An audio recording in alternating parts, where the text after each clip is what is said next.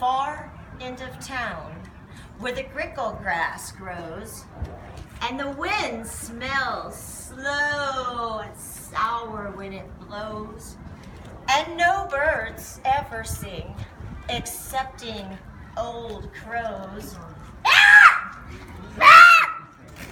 is the street of the lifted Lorax. And deep in the grickle grass, some people say, if you look deep enough, you can still see today where the Lorax once stood, just as long as it could, before someone lifted the Lorax away. What was the Lorax, and why was it there? And why was it lifted and taken somewhere from the far end of town where the grickle grass grows? The old once-there still lives here. Ask him. He knows. You won't see the once-there. Don't knock on his door. He lurks in his lurkum on top of his store. He stays in his lurkum, cold under the roof, where he makes his own clothes out of muffled moof. And on special dank midnights in July, he peeks from his shutters, and sometimes he speaks and tells how the Lorax was lifted away. He'll tell you, perhaps, if you're willing to pay. From the end of a rope, he lets down a small pail, and you have to toss in 15 cents and a nail, and the shell of a great-great-great-grandfather snail. It takes a little bit of time to get all those goodies together. Drop it in. Oh, thank you. I want to hear thank you. Then he pulls up the pail and makes a most careful count to see that you paid him the proper amount. And he hides what you've paid him away in his snub, his secret strange hole in his groovyless glove. Then he grunts, "I will call you by whisper my phone, for the secrets I tell are for your ears alone." Slop down slaps the whisper my phone to your ear, and the old once-there's whispers are not very clear, so they have to come down through a snurgly hose. And he sounds as if he had smallish bees up his nose. "Now I'll tell you," he says, with his teeth sounding gray, "how the Lorax was lifted and taken away. It all started way back, such a long, long time back. Way back in the days when the grass was still green, and the clouds were still wet, and the pond was still clean. One morning, I came to this glorious place, and I first saw the trees, the truffula trees, mile after mile in the fresh morning breeze. And under the trees, I saw brown barbaloots frisking about in their barbaloot suits as they played in the shade and ate truffula fruit. But those trees, those truffula trees, all my life I'd been searching for trees such as these. The touch of their tuft was much softer than silk, and they had the sweet smell of fresh butterfly milk. I felt a great leaping of joy in my heart. I knew just what I'd do. I unloaded my cart, and in no time at all, I had built a small shop, and then I chopped down a truffula tree with one chop. Then with great skillful skill, and with great speedy speed, I took the soft tuft and I knitted it neat. Oh, a sneeze, something everybody needs. Well, the instant I had finished, I heard a gazump. I looked, I saw something pop out of the stump of the tree I had chopped down. It was sort of a man. Describe him? That's hard. I don't know if I can. He was shortish and oldish and brownish and mossy. And he spoke with a voice that was sharpish and bossy. "Mister!" he cried with a sawdusty sneeze. "I am the Lorax. I speak for the trees. I speak for the trees have no tongues. And I'm asking you, sir, at the top of my lungs, what's this thing you've made out of my truffula tree. Look, Lorax, I said. There's no cause for alarm. I chopped just one tree. I am doing no harm. I am being quite useful. This thing is a need. And if needs, a find something that all people need. It's a shirt, it's a sock, it's a glove, it's a hat. But it has other uses, yes, far beyond that. You can use it for pillows or curtains or sheets. You can use it for covers on bicycle seats. The Lorax said, so you're crazy with greed. There is no one on earth who would buy that full need. But at that very moment, I proved he was wrong. For just at that moment, a chap came along. He thought that the need I had knitted was great. He happily bought it for $3.98. $3.98, please. Enjoy.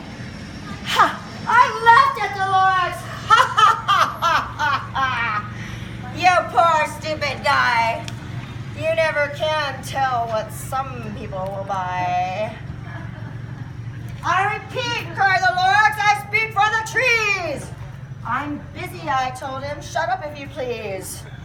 Then I rushed across the room, and in no time at all, I built a radio on the phone. I put in a quick call. I called all my brothers and uncles and aunts and said, listen here, here's a wonderful chance for the whole Onceler family to get mighty rich.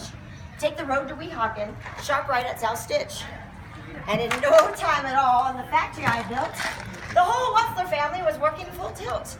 We were all knitting knees, just as busy as bees to the sound of the chopping of truffle trees. And that Lorax, he didn't show up anymore until I knocked on my new office door. I am the Lorax, who speaks for the trees, but I'm also in charge of the brown barbaloots, who played in the shade in their barbaloot suits and happily lived eating truffle fruits. Now, thanks to your hacking my trees to the ground, there's not enough truffle of fruit to go around. And my poor barbaloots are all getting the crummies because they have gas and no food in their tummies. They loved living here, but I can't let them stay. They'll have to find food. I hope that they may. Good luck, boys. Cried, and he sent them away. Well, I, the Onceler, felt sad as I watched them all go. But business is business, and business must grow, regardless of crummies and tummies, you know. I meant no harm, I most truly did not, but I had to grow bigger, so bigger I got. I biggered my factories, I biggered my roads, I biggered my wagons, I biggered my loads. Of the needs I shipped out, I was shipping them forth to the south, to the east, to the west, to the north. And I kept right on biggering and selling more money and making more money, which everyone needs. Then again he came back. I was fixing some pipes when that old nuisance Lorax came back with more gripes. What, sir? What, sir? You're making such smogulous smoke. My poor swami swans, they can't sing a note. No one can sing who has smog in their throat. So I'm sending them off. They may have to fly for a month or a year to escape from the smog you've smogged up around here. What's more, let me say a few words about gluppity glup. Your machinery chugs on day and night, making gluppity glup and sloppity slop. Gluppity glup, sloppity slop, gluppity glup, sloppity slop, gluppity glup, sloppity slop. And what do you do with this leftover goo? I'll show you, you dirty old Onceler man, you. You're glumping the pond where the humming fish hummed. No more can they hum, for their gills are all gummed. So I'm sending them off. Their future is dreary. They'll walk on their fins and get woefully weary in search of some water that isn't so smeary. I hear things are just as bad in Lake Erie. Well,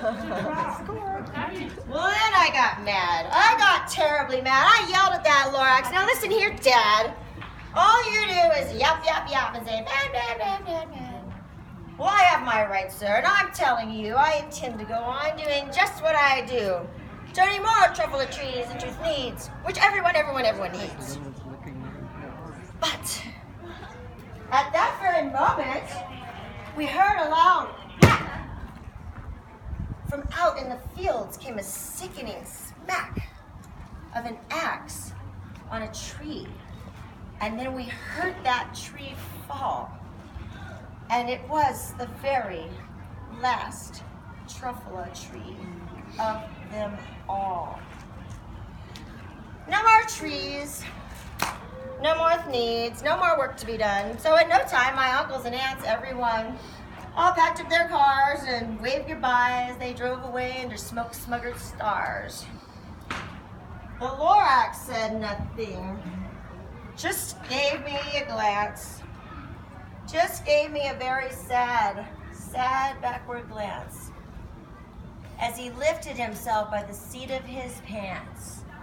And I'll never forget the grim look on his face when he hoisted himself and took leave of this place through a hole in the smog without leaving a trace. And all that the Lorax left here in this mess was this one pile of rocks that spelled out one word: unless.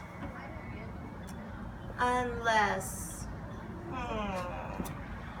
Unless. Well, whatever that meant, I just couldn't guess. That was long, long ago, and each day since that day, I've sat here and worried away through the years while my buildings have fallen apart. I've worried about it with all of my heart. But now that you're here, and you're here, now that you're all here, the word of the Lorax seems perfectly clear.